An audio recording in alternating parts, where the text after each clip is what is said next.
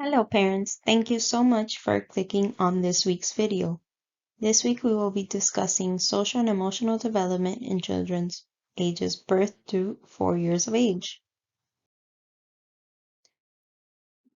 These are the topics we will be discussing in today's presentation. The first one is the description of the domain, in which case it is social and emotional development, the importance of the domain, warning signs parents should be on the lookout for, and activities to do at home in order to promote this domain.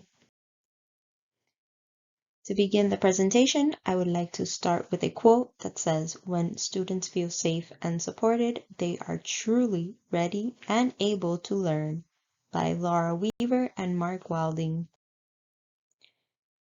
The first topic we will be discussing is the description of the domain. Social and emotional development is defined as how children start to understand who they are, what they are feeling, and what to expect when interacting with others. It is the development of being able to form and sustain positive relationships with one another, as well as experience and manage and express emotions. Positive social and emotional development is important. This development influences a child's self-confidence, empathy, and ability to develop meaningful and lasting friendships and partnerships, as well as a sense of importance and value to those around him or her. A child is very important for a child to be able to express themselves, and us give them the tools in order to better manage these emotions that a child may be feeling. Once a child is able to fully understand themselves, can they be open to understanding others? The second topic we will be discussing is importance of the. Here are a few important factors of the importance of social and emotional development. The first being self-management. As a result of social and emotional development, children will be able to manage their emotions in order to achieve a goal. Self-awareness. Children will be able to recognize one's emotions and values. Once they are able to express their emotions and see their importance, will they be able to value themselves. The third is decision making. Children will be able to make constructive choices about personal and social behaviors. Relationship skills. Children will be able to form positive relationships, work in teams, and work through conflict. Lastly, we have social awareness. As a result, the child will show understanding and empathy towards others because they themselves know what that person may be going through. Here are some warning signs that parents should be on the lookout for when observing their children. Once again, I would like to start off with a quote that says, "The thing about parenting rules is there aren't any. That's what makes it so difficult." Ewan McGregor.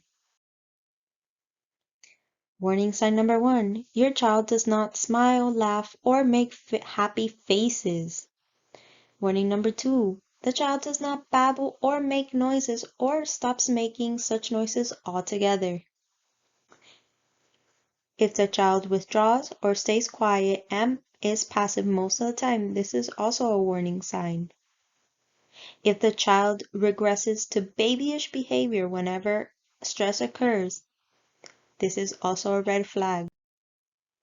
The child cries a great deal and seems depressed, shows extreme fear, never wants to be touched by others, even if this person is someone the child knows, and does not seem to know basic feelings such as being happy, being sad, being hurt. Here are some social and emotional milestones. At the age of 2, the child should start to smile at people, show signs of being able to calm themselves, and tries to look at a parent. By 4 months, the child smiles occasionally and especially at people. They like to play with people and may cry if the playing stops and will make some facial expressions they have observed from their parents. By 6 months of age, the child will start to recognize familiar faces and knows if someone is a stranger. The child also likes to look at a mirror and may respond to other people's emotions By 9 months old, the child may be fearful of people they do not know, may be clingy with familiar adults, and has a favorite toy. And by 1 year of age, the child is nervous around strangers, cries when the parent leaves, and hands you a book to read during story time.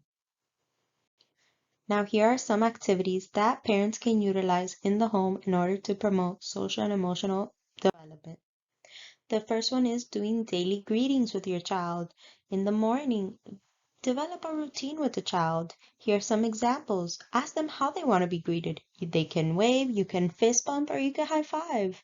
This can be personalized to you and your children. This will set the tone for the rest of their day. Incorporate art activities. Art can be a powerful way to target social and emotional skills. Creating a self-collage can help kids develop better self-awareness about who they are. This is also a great tool for parents to know how their child is feeling through art. It is a way to get inside of their heads and know how they are truly feeling on the inside. Talk about managing emotions. This is a great activity that can be done at home with the use of a book. Allow the child to feel what the character is feeling. Ask questions like, how did Teresa feel when her mom left? How did she manage her emotions? And do you think it's healthy the way they managed? This will allow the child to connect to these characters and see themselves in them in case they do or are faced with similar situations. They'll know how to handle it because you have given them the tools to handle those emotions they are feeling at the moment. Lastly, we have practice problem solving skills. As can be seen here in the picture, there are some questions that can happen to anybody. You thought you were going to do well on a math test, but when you get it back, you see you failed. What would you do? Any child will feel frustration, hurt, let down. But if you are communicating with the child constantly and giving them tools in order to self-regulate, the child will be better equipped to handle the situation. And make sure that these questions are questions that the child will have a probability of facing. A 4-year-old shouldn't be asked, how will you deal with an increase in the bill amount? These are not questions that are relevant to them. Make sure that these are questions that will appeal to their everyday life. As always, thank you so much for staying tuned and watching my presentation. I hope you have been able to gain some insight as to the social and emotional development of children, and I hope you have a beautiful day.